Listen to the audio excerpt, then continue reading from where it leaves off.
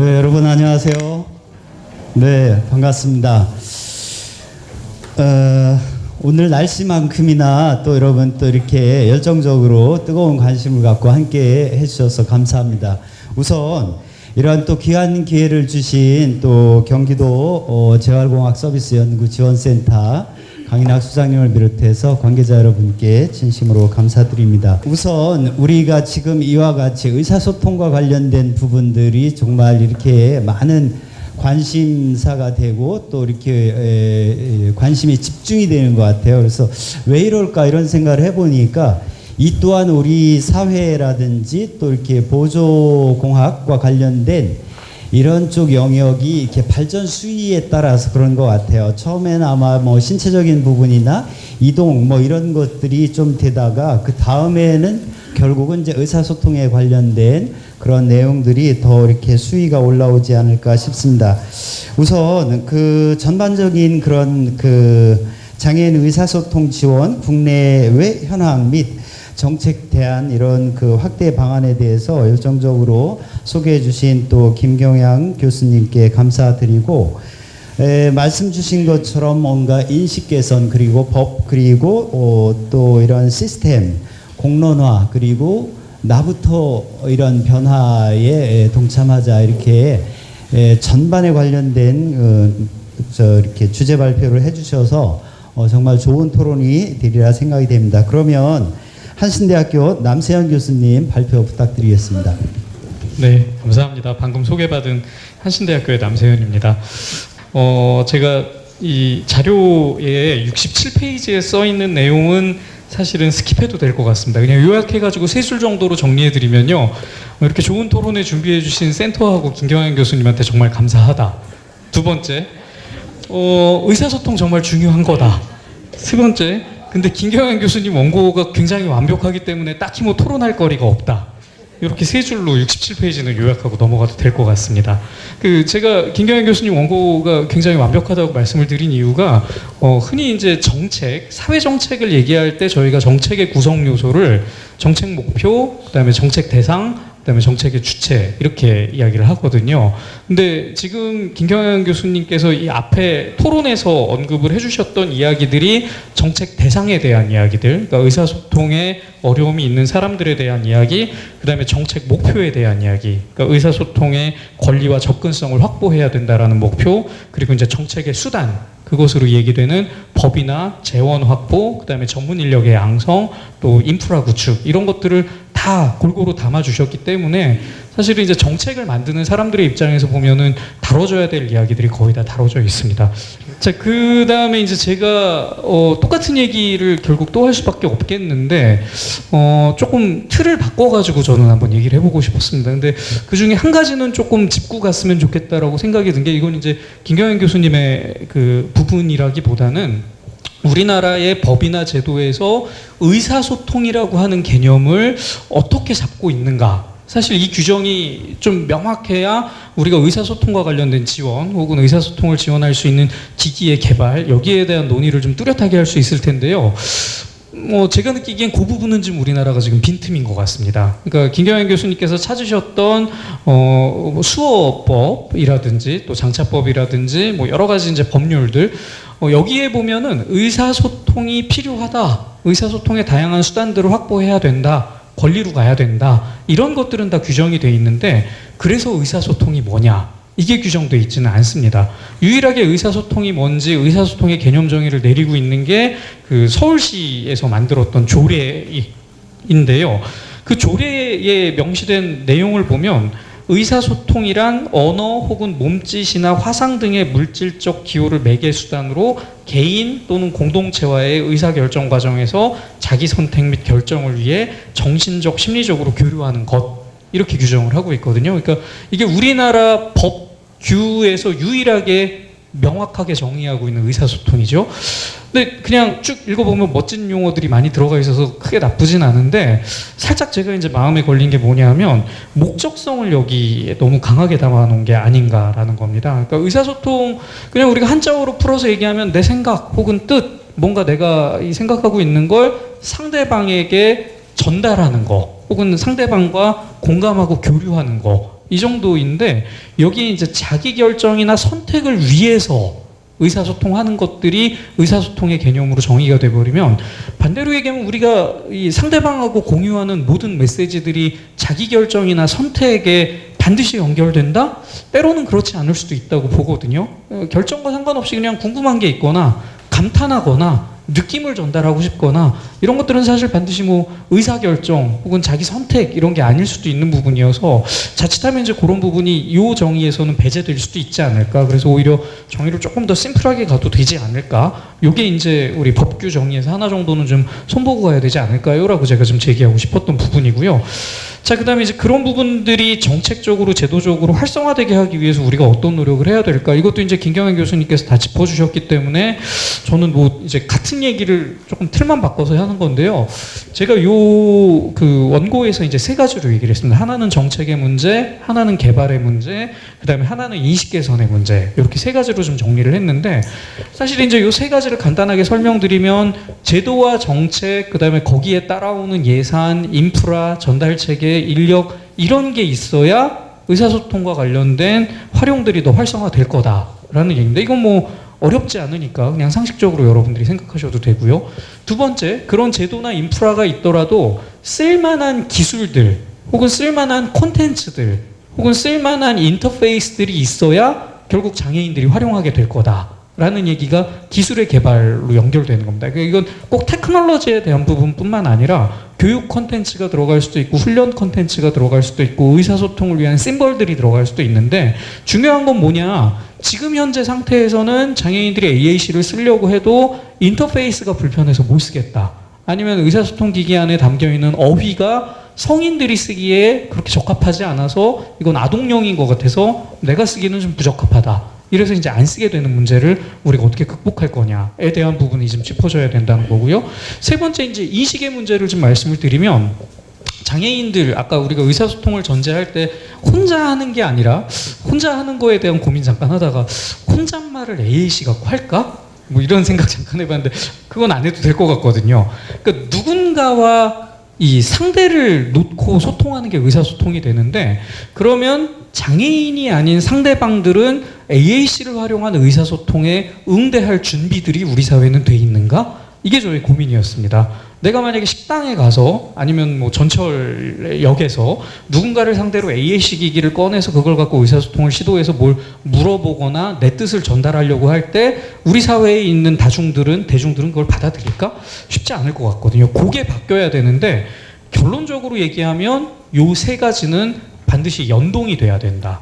그러니까 제도와 정책이 있어야 기술이 개발될 수도 있고요. 사람들이 많이 활용해서 대중의 인식을 바꿀 수도 있고요. 반대로 대중의 인식이 바뀌어야 장애인들이 당당하게 이걸 꺼내놓고 쓸 수가 있고, 그걸 꺼내놓고 쓰는 필요성이 입증돼야 정책과 제도가 바뀌고, 그래야 또 기술이 개발되고요. 그 두 가지가 연동이 돼야 제품을 만드는 입장 혹은 콘텐츠를 만드는 입장에서는 투자를 해야 될 단계가 생기거든요. 그래서 이 세 개는 순환고리가 돼서 완벽하게 이루어져야만 우리나라의 보완대책 의사소통과 관련된 지원이 활성화될 수 있을 것 같다. 그래서 그 부분이 놓쳐지지 않도록 정책이 좀 갔으면 좋겠다, 이렇게 말씀드리면서 토론을 마치겠습니다. 네, 감사합니다. 아주 첫 스타트가 좋습니다. 저도 그래서 군말 안 하고 막바로 안지환 팀장님께 마이크 넘기도록 하겠습니다. 예, 그 경기도 재활광센터의 안재환이라고 하고요. 우선은 뭐 저희 이제 주제 발표해 주신 저희 김경현 교수님께서 한 10가지에 해당하는 정책적인 방안에 대해서 말씀해 주는 거 뭐 전적으로 동의를 하는 편이고요. 그리고 보통은 이제 정책이 만들어지고 나서 그거에 따라서 관련된 기관이라든지 실제로 수행하고 있는 수행 기관들이 좀 생기게 된다면 크게 사실 문제는 별로 없는데, 항상 먼저 현장에서는 먼저 하고 있는데 그 다음에 정책이 나와지니까 좀 현장의 목소리를 좀 못 받아지는 경우들이 좀 있는 것 같아서, 지금 현재 저희는 이제 전문 기관으로서 서비스를 제공하는 기관의 입장에서 좀 몇 가지 좀 말씀을 좀 드릴 수 있도록 하겠습니다. 지금 아마 의사소통 관련돼서 이런 서비스를 제공하는 것은 뭐 어느 치료소에서 뭐 치료의 한 역할로 해서 보조기기, 의사소통 기기를 이용을 해서 좀 하는 경우들이 좀 있는 것 같고요.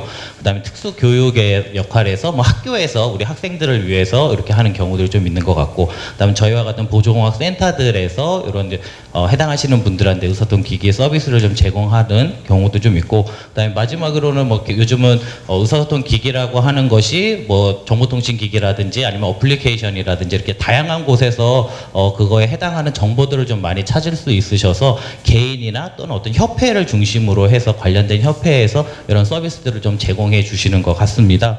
그래서 저희가 봤을 때 이렇게 한 4가지 정도로 이렇게 좀 진행을 하는 것 같은데, 아까 김경 교수께서 말씀하신 것처럼 지금 성남에서는 이제 전자 바우처에 해당하는 걸로 이렇게 서비스를 좀 제공해 주시는 경우들이 있으신데요. 우선 뭐 첫 번째, 두 번째, 세 번째 이렇게 언어 치료라든지 특수학교라든지 이런 보조공학 센터들에서는 그 나름대로의 어떤 체계라든지 과정을 통해서 좀 진행을 하시는 것 같은데, 특히나 이제 개인 이제 어머니들이라든지 이제 보호자분들께서 이런 의사소통 기기를 실제로 적용을 하셨을 때 아주 큰 목표라든지 꿈을 좀 갖고 하시는 것 같아요. 아, 의사소통 기기? 아, 그럼 우리 애가 어떤 얘기를 할 수 있을 거야 라고 해서 무작정 그런 기기를 구입하시거나 뭐 이렇게 해서 우리 애한테 해봤는데, 아, 실제로는 이게 이제 생각보다 이제 다르게 되죠. 뭔가 얘기를 해보라고 탁 던져줬는데 전혀 그거를 사용하지 못해서, 아, 의사소통 기기라고 해서 써봤는데 실제로는 우리 애나 우리 쓰시는 분들한테 말을 잘 적용을 잘 못하네, 잘 사용하지 못네, 아, 의사소통 기기가 별로네, 뭐지 이렇게 해갖고 좀 실패하는 경향들이 좀 있는 것 같습니다. 그래서 그런 것 때문에 이제 이런 좀 전문적인 서비스, 이렇게 의사소통 기기, 의사소통 서비스를 하는 이런 기관이라든지 뭐 대상자, 전문가들이 좀 필요하다라는 좀 생각이 좀 들었고요. 그래서 이제 이런 의사소통 서비스를 지금 현재 제공해 줄 수 있는 저희는 이제 그 보조공학 센터라고 하는 곳에서 하니까 우선 그거를 좀 예를 든다라고 하면, 우선 뭐 보건복지부에서 했었던 한 11곳 정도의 기관과 그다음 각각 지자체에서 하는 곳에서도 한 10여 개 정도가 있고, 특히 이제 서울시 같은 경우에는 아까 말씀드렸었던 조례에 의해서 이제 전문 인력이 채용이 돼서 이제 좀 서비스를 좀 진행을 하려고 이제 하고 있는 것 같고요. 그래서 이제 이거 이외에도 이제 저희 센터 자체적으로 해서 2015년도부터 해서 의사소통 기기를 개발하고 그거에 대해서 이제 보급 사업을 이제 좀 진행을 하게 됐는데요. 우선은 전국에 있는 장애인 복지관하고 보조공학 센터들을 통해서 한 90개의 기관에 있으신 뭐 그 언어 치료사라든지 또는 이제 보조공학사를 통해서 전국에 있는 지원 사업을 좀 진행을 했습니다. 그래서 총 3번에 걸쳐서 한 2,200명 분에게 해당하는 의사소통 기기와 그것을 사용하실 수 있는 접근성 장치에 대해서 좀 지원을 해드리게 됐는데요. 그래서 뭐 그거에 대해서 이제 간단하게 좀 말씀을 드리게 되면은, 우선 뭐 기기에 쓰시는 이제 만족도 부분들은 뭐 상당히 좀 높았습니다. 어차피 의사소통 기기라고 하는 것이 뭐 수치상으로 본다라고 하면 본인이 표현하고 싶어하는 의사소통의 의도를 한 기기를 사용하시기 전에는 한 60% 정도가 거의 내가 원하는 말의 한 50%도 전달하지 못했다라고 이렇게 되어져 있는데, 기기를 사용하고 나서는 내 말의 50%야 똑같은 기준에서 보시면 한 30% 정도, 그러니까 한 절반 정도 있으신 분들이 의사소통 본인이 하고 싶은 말을 더 많이 표현했다라고 이렇게 좀 나타나게 되고요. 그 다음에 저희가 진행을 했던 서비스의 과정이라고 하는 것이 이제 평가라든지, 그 다음에 이제 기기에 해당하는 이제 기기를 전달하면서 저희가 사용 훈련, 이런 거에 대한 부분들을 좀 같이 진행했는데, 뭐 표에 보시는 것처럼 상당히 거의 뭐 80% 90%에 해당하는 걸로 상당히 좀 만족을 하셨습니다. 그래서 이런 것들을 말씀드리는 이유가 지금 현재 보조공학 서비스를 제공하고 있는 분들, 기관이라든지 이런 분들도 일단 이제 교육이라든지 이런 분들을 좀 같이 전문적인 서비스를 같이 진행을 하게 되면 실제로 의사소통 기기를 사용하시는 분들한테 상당한 큰 만족도가 좀 이루어진다라고 보여드리기 위해서 이런 좀 말씀을 드렸고요.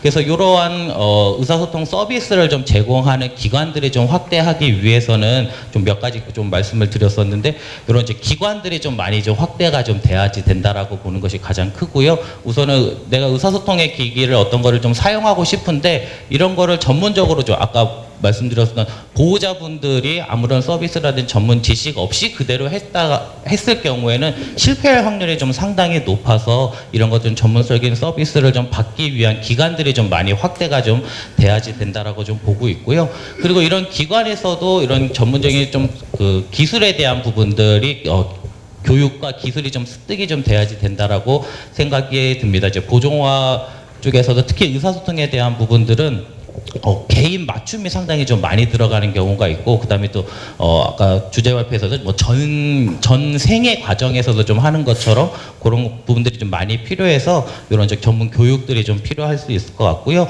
그래서 이런 것들은 뭐 저희 학회라든지 AAC 학회라든지 이런 쪽에서 같이 연계해서 이런 보조학을 제공하고 있는 기관과 같이 연계하면은 전문가 인력에 대해서는 좀 충분히 좀 나올 수 있을 것 같고요.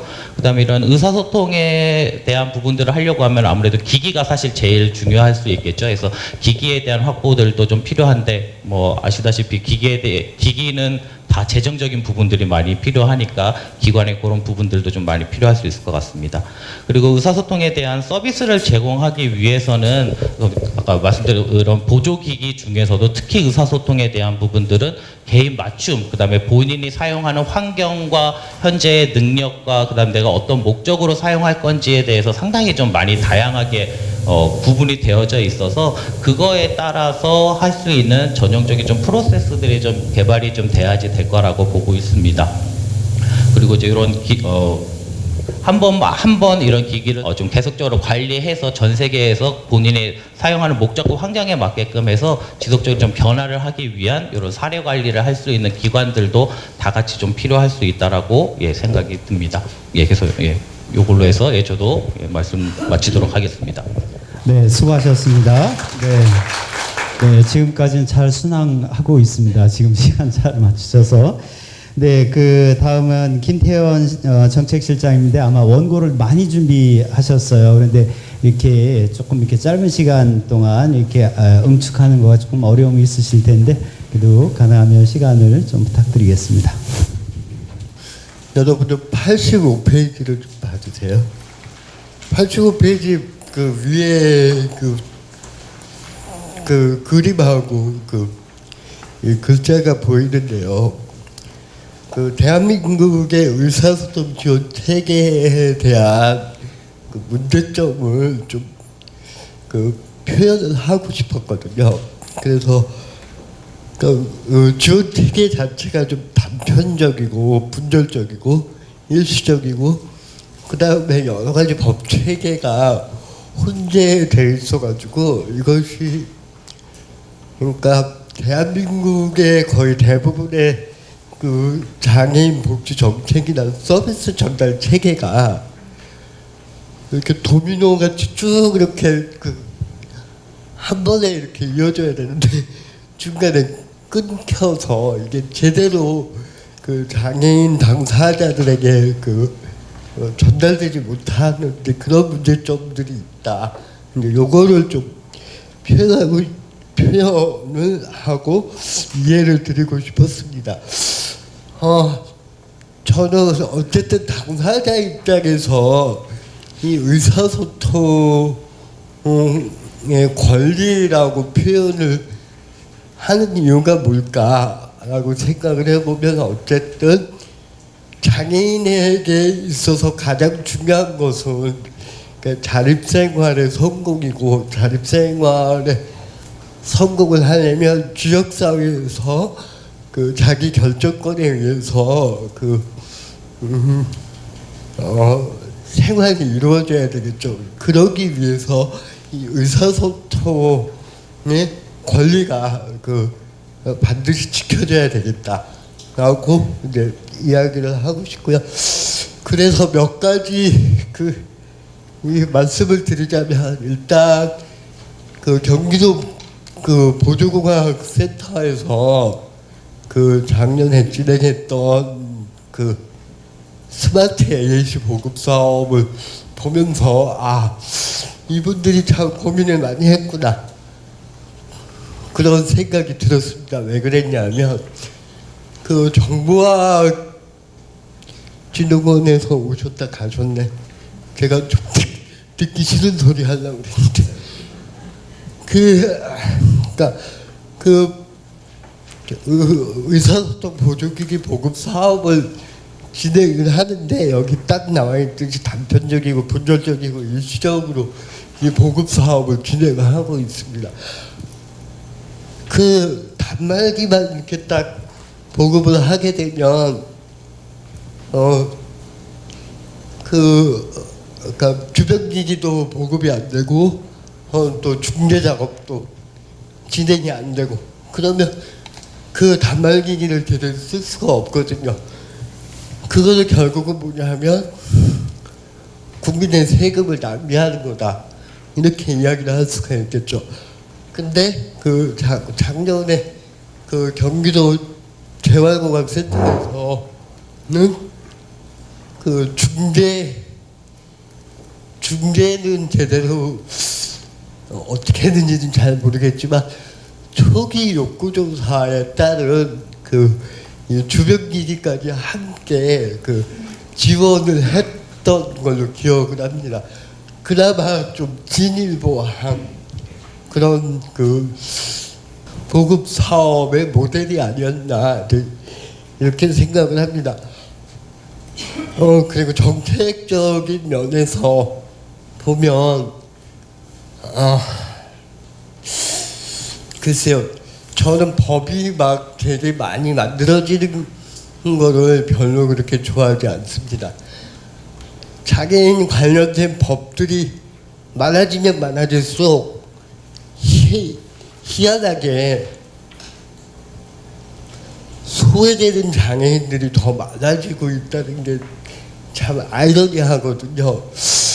그래서 이 의사소통 관련 법을 만들자는 이야기가 뭐 여기저기서 들리고 있는데 그거에는 좀 글쎄요 라고 생각을 하고요.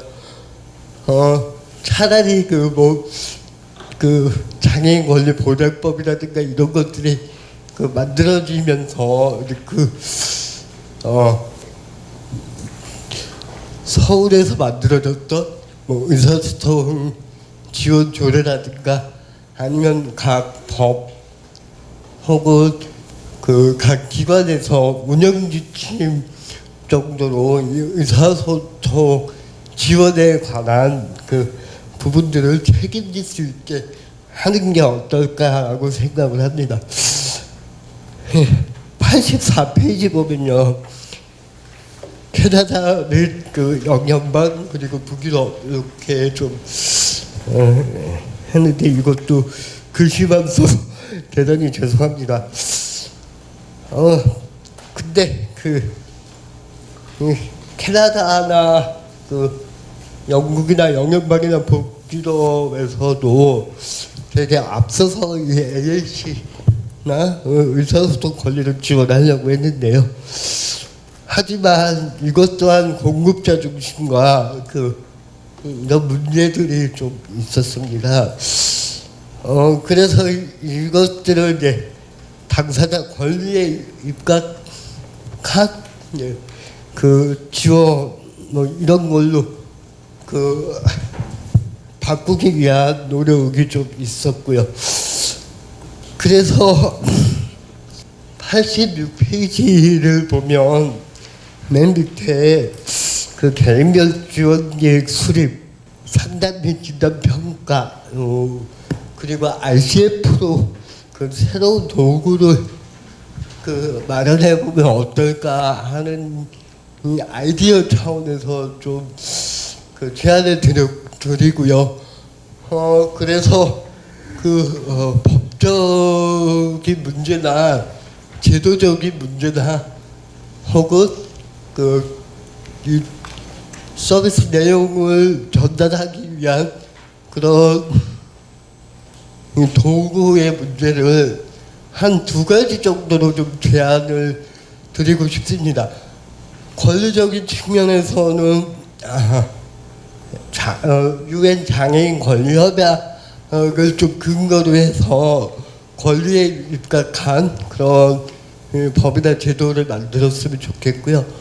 그 다음에 서비스 전달을 위한 그 도구로서는 RCF 그 운영 체계를 좀 한국 상황에 맞게 활용을 했으면 어떨까 생각이 듭니다. 그리고 아울러서 마지막으로 말씀을 드리고 싶은 게 영국의 경우에는 그 각 기관별로 이 보완대체 의사소통을 할 수 있는 단말기를 그러니까 비치하는 게 그 강제화되었다고 합니다. 그것 자체가 있고 없고가 참 그 되게 중요한 그 인식해서 모범 사례가 아닐까 생각을 합니다. 의사소통 권리 지원에 있어서 꼭 그 지켜져야 될 게 자기 결정지가 좀 있어야 된다. 이게 하나가 있고요. 그 다음에 그 제도적인 지원 문제에 있어서 지금 성남시에서만 이 서비스가 지원이 되고 있는데 이게 왜 그런 문제가 있냐면 이게 매칭 펀드로 진행이 되고 있고 또 아까 말씀하셨다시피 24살까지만 지원이 되고 있습니다. 이런 문제를 해결하는 데 같이 힘을 모아서 좀 그 문제 해결을 했으면 좋겠습니다. 예, 감사합니다.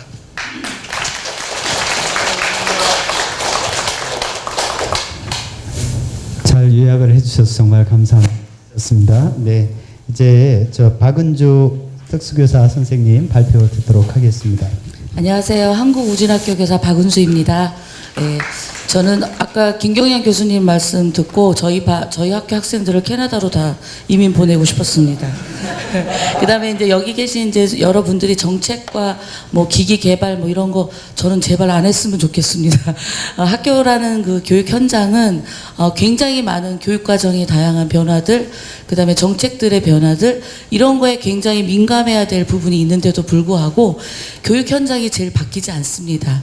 왜냐하면 선생님들은 익숙하고 편한 자기만의 교육 방식을 요구하십니다. 이런 다양한 기기들이 오면 나 컴퓨터 못해. 나 이거 할 줄 몰라. 얘네들 이거 잘 시선 보지도 눈 맞춤도 못하는데 이 상징을 언제 봐. 그냥 내가 가르칠게. 이렇게 대부분의 80% 이상의 선생님들이 교육 현장에 계신 분들이 그렇게 합니다. 저희 학교는 140명의 중도 중복 지체장애 학생들이 학교에서 공부하고 있습니다. 80명의 학생들이 비의도적 단계 학생들입니다. 그러니까 자기 의도성이 없는 친구들입니다. 기기 사용 잔대입니다. 눈 맞춘다도 사람 쳐다보지도 않습니다. 울음과 소리로 자기 표현하는 학생들이 80여 명. 그 다음에 상징이나 이런 거를 구별할 수 있는 친구들이 한 30여 명. 그러면 나머지 친구들은 문자라든지 스마트 앱이든지 뭐 스위티든지 이걸 이용해서 선생님들과 수업 장면에서 활용할 수 있는 아이들이 30여 명입니다.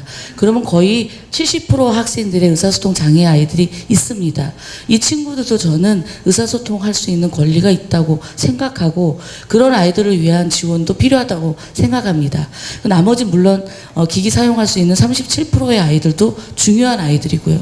그 친구들이 실은 어찌됐든 열심히 의사소통을 배워서 교육을 열심히 해서 취업이라는 사회인으로서 나가는 나가서 삶의 질이 그 학생들도 좀 바뀌어야 된다고 생각하거든요. 저희 학교는 2000년에 개교했지만 취업 학생이 한 명도 없습니다. 정말 슬픕니다. 그래서 제가 오늘 말씀드리고 싶었던 거는 여러 가지 의사소통이 우리 학생들한테 굉장히 필요하다는 중요성은 인식되지만 교육 현장에서 교사들의 인식을 개선하는 데는 어렵다. 왜냐하면 스스로 모든 것들을 아이들을 교육하고 지도하는데 이런 새로운 정책과 기기들까지 선생님들한테 니네가 배워서 해라 할 수는 없다. 그럼 어떻게 해야 되냐? 다양한 현장 연수를 하고 현장 전문가, ASC 보조공학사와 같은 ASC 전문가들이 학교 현장에서 상주하면서 선생님들과 협업해야 된다고 생각합니다. 그래서 지도를 해주셔야지 선생님들도 배우면서 요즘 트렌드가 이렇구나, 요즘엔 이런 것들도 있구나. 그래서 선생님들이 당신들의 불편함을 좀 최소화하면서 여러분들의 그런 도움을 받으면 훨씬 좋을 것 같고요. 의사소통은 교사만 혼자 할 수는 없습니다. 집에서 가정으로 돌아갔을 때 거의 대부분의 부모님들과 하고 있기 때문에 스마트 AAC를 저희 학교가 지원받은 학생들이 많았지만 걔가 그 기계를 갖고 있는지조차도 몰랐습니다. 저희 선생님들은 어머니 혹시 그거 지원 받으셨나요? 그랬더니 받았어요. 집에 있는데 그 집에서 누가 해요? 그러면 동생이 하고 있고. 네, 막 이러고 있습니다. 그래서 그거 가져오세요 어머니. 그랬더니 저 어떻게 하는지 몰라요. 이렇습니다. 그러니까 기기 제공은 경기도 재활공학 서비스센터에서 너무나 훌륭하게 잘해주시고 기초조사도 참 잘하셨습니다. 전문가가 오셔서 아이랑 직접 상담하셨고 얘한테 정말 필요하다 이렇게 하셔서 기기를 제공해 주셨습니다. 그러나 그 다음 방법이 없었던 거죠. 기기 제공자 따로, 교육하는 사람 따로, 엄마 따로 막 이렇게 하면 절대로 의사소통 아이들 배울 수 없습니다. 거기에 들어가는 상징도 똑같이 엄마와 나와 공유를 해야 되고 거기에 들어가는 말도 엄마와 학교가 같이 해야지 아이가 그나마 조금 좀 알아듣겠네 이 정도는 이러고 그 기기를 사용할 수 있습니다. 그래서 제일 중요한 건 첫 번째는 교사의 연수, 현장 전문가와의 협업, 그 다음에 학부모와 현장과 이런 센터와 이렇게 협업하는 게 필요하다고 생각합니다. 그래서 저번에 안 실장님이 저희 학교 오셔서 교사 대상으로 연수를 해주셨습니다. 그래서 이런 활동이 학교 내에서 굉장히 많이 활성화되고 관리자들이 정말 중요하다. 이렇게 법적으로 너네 해야 돼. 그러면 교사들은 반감합니다. 니나 해. 뭐 이렇게 얘기하겠죠. 그러면 어떻게 해야 되냐. 일단 필요성을 교사들이 점차로 스며들면서 느낄 수 있도록 그런 이렇게 정책해야 돼. 막 이러면 되게 거부감이 있으니까 조금씩 도와주면서 협업 전문가도 보내주고 교수님들도 오셔서 연수도 해주고 김경영 교수님 저희 학교에 지금 한 달에 한 번씩 오시고 계십니다.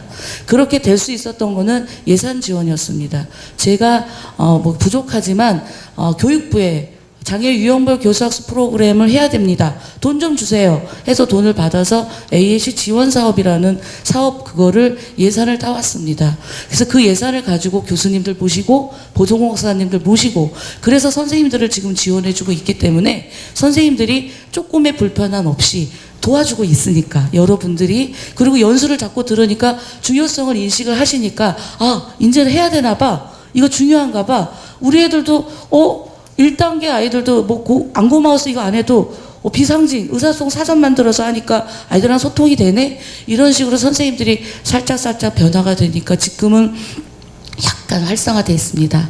그래서 저희 학교 선생님들도 아까 접근성 관련된 문제도 하셨지만 저희가 모든 상징을 체육관이나 아이들 시간표나 아이들 일과 스케줄에도 저희가 지금 만드는 작업을 하려고 합니다. 그러나 이게 내년에 또 누군가가 어떤 선생님이 이걸 맡았을 때 그거 다 필요 없어, 쓸데없어, 해보니까 필요 없어 이러고 나가면 저는 아마 또 좌절하겠지만 좌절해도 또 할 것입니다. 그러니까 현장 교사들이 신나게 일할 수 있도록 정책하시는 분들, 그 다음에 센터 계신 분들이 현장하고 같이 함께 협업하는 것이 저는 필요하다고 생각합니다. 마지막 제 교사의 꿈입니다. 저희 반 6명의 학생들이 있습니다. 2명의 학생은 자기가 말도 하고 기기 사용해서 자기 표현을 할 수 있습니다. 2명의 학생들은 몸짓으로 표현할 수 있습니다. 상징을 볼 수 있습니다. 4명의 학생, 3명인가? 걔네들은 네 아니요 스위치밖에 못 돌립니다. 그렇지만 그 6명의 학생들과 제가 5년 후에 만나서 반창회 하는 게 소원입니다. 각자의 의사소통 기기를 가지고 만나서 선생님 만나서 반가워요. 스위치 한번 눌러주고 잘 지냈니? 그러면 상징 하나 보여주고 그러면 옆에 있는 애들이 선생님 더 늙으신 것 같아요. 이렇게 말할 수 있는 그렇게 즐겁게 소통할 수 있는 날을 꿈꿔봅니다. 이상으로 마치겠습니다. 네, 고맙습니다. 네, 어쩌면 현장에서 또 당사자로서 느끼시는 그런 절절함을 좀 표현하셨다고 생각이 됩니다. 네, 지금 뭐 이렇게 네 분이 열정적으로 이렇게 다 말씀을 해주신 거를 요약하지는 않겠습니다. 근데 어제 저희 이제 직원 교육 때 저희 직원들한테 한번 제가 질문한 내용인데요. 그냥 우리도 한번 생각을 해보면 좋을 것 같습니다. 이 실타래하고 말하고 이렇게 공통점이 하나가 있어요. 그래서 그 공통점이 뭐냐 이렇게 해서 서로 얘기를 나눴는데 엉키기 쉽다는 거예요. 그래서 이게 변할 변자를 잘 보면 실사에다 말씀원에 또 실사 그 다음에 밑에 그럴문이 있습니다. 그 그럴문은 이제 문장이 됐던 아니면 약간 막대기 같은 거로 이렇게 탁탁탁탁 합쳐가지고 정리한다는 그런 뜻이라고 합니다. 그래서 어쩌면 지금 우리가 또 이렇게 보조공학, 보조기기 영역에서 어쩌면 이런 또 이렇게 의사소통에 대한 부분들이 또 새롭게 올라오면서 또 우리의 그 많은 관심사를 일으키는 또 새로운 변화의 국면인 것 같습니다. 그래서 지금 이제 오늘 교수님과 네 분의 또 이렇게 그 토론자분들께서 현장의 또 이야기, 또 학계의 이야기, 또 당사자로서의 어떤 그런 그 말씀을 우리가 한번 잘 새기면서 지금 이 순간부터 또 새롭게 나부터 변하자는 또 김경양 교수님 말씀으로 모든 이런 토론과 또 이렇게 발표를 마치도록 하겠습니다. 오전 시간 동안 경청해 주시고 또 이렇게 함께 해 주신 여러분께 다시 한번 진심으로 감사드립니다. 고맙습니다.